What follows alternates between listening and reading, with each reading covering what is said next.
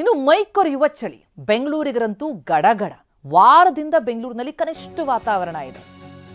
ಈ ಚಳಿಯಲ್ಲೂ ಕಬ್ಬನ್ ಪಾರ್ಕ್ನಲ್ಲಿ ಕೆಲವರು ವಾಕಿಂಗ್ ಮಾಡ್ತಾ ಇದ್ದಾರೆ. ಅತಿಯಾದ ಚಳಿಯಿಂದಾಗಿ ಸಂಖ್ಯೆ ಇಳಿಕೆಯಾಗಿರೋದು ಖಂಡಿತ. ವಾಕರ್ಸ್ಗಳ ಸಂಖ್ಯೆ ಇಳಿಕೆಯಾಗಿದೆ. ಬೆಚ್ಚಗಿನ ಉಡುಪು ಧರಿಸಿ ವಾಕಿಂಗ್ ಬರುವಂತಹ ಜನ ಬರ್ತಿದ್ದಾರೆ. ಪ್ರತಿನಿತ್ಯ ಬೆಳಿಗ್ಗೆ ಪಾರ್ಕ್ಗಳಲ್ಲಿ ಬಹಳ ಹೆಚ್ಚಿನ ಸಂಖ್ಯೆಯಲ್ಲಿ ಬೆಂಗಳೂರಿಗರು ಬಂದು ವಾಕಿಂಗ್ ಮಾಡೋದನ್ನು ನೋಡ್ತಾ ಇರ್ತೀವಿ. ಆದರೆ ಈಗ ನೋಡಿ, ವಾಕಿಂಗ್ಗೆ ಬರುವಂಥವರು ಅಡಿಯಿಂದ ಮುಡಿಯವರೆಗೂ ಪ್ಯಾಕ್ ಆಗಿ ಬರ್ತಿದ್ದಾರೆ. ಹೊರಗೆ ಬರೋದಕ್ಕಾಗ್ತಾ ಇಲ್ಲ. ಬೆಂಗಳೂರಿನ ಅಷ್ಟೇ ಅಲ್ಲ, ಮೈಕೊರೆಯುವ ಚಳಿಗೆ ವಿಜಯಪುರ ಜಿಲ್ಲೆ ಜನ ಕೂಡ ತತ್ತರಿಸಿ ಹೋಗಿದ್ದಾರೆ. ಯಾಕಂದ್ರೆ 20 ವರ್ಷಗಳಲ್ಲೇ 3ನೇ ಬಾರಿ ಕನಿಷ್ಠ ತಾಪಮಾನ ವಿಜಯಪುರದಲ್ಲಿ ದಾಖಲಾಗಿರೋದು. 10 ವರ್ಷಗಳಲ್ಲಿ ಇದು 2ನೇ ಬಾರಿ ಅತಿ ಕಡಿಮೆ ತಾಪಮಾನ ದಾಖಲಾಗಿರೋದು.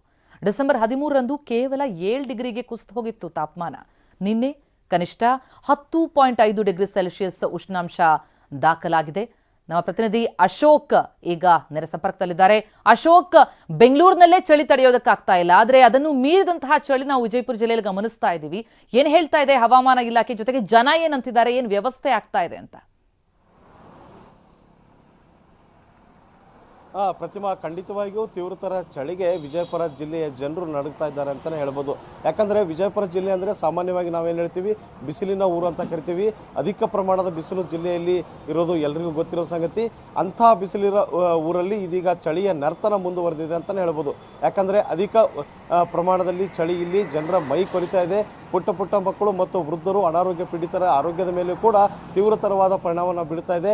ಮನೆಯಿಂದ ಜನರು ಹೊರಗೆ ಬಾರದೆ ಒಂದು ಪರದಾಡುವಂಥ ಪರಿಸ್ಥಿತಿ ನಿರ್ಮಾಣವಾಗಿದೆ. ಯಾಕಂದರೆ ಹೆಚ್ಚಿನ ಪ್ರಮಾಣದ ಚಳಿ ಇರೋದ್ರಿಂದ ಜನರು ಮನೆಯಿಂದ ಹೊರಗೆ ಬರ್ತಾ ಇಲ್ಲ. ಉದ್ಯಾನವನಗಳು ಸೇರಿದಂತೆ ಇನ್ನಿತರ ವಾಕಿಂಗ್ ಏನು ಏರಿಯಾ ಇದ್ದಾವೆ ಅಲ್ಲಿ ಕೂಡ ಕಡಿಮೆ ಪ್ರಮಾಣದ ಜನರು ಹೊರಗೆ ಬರ್ತಾ ಇದ್ದಾರೆ.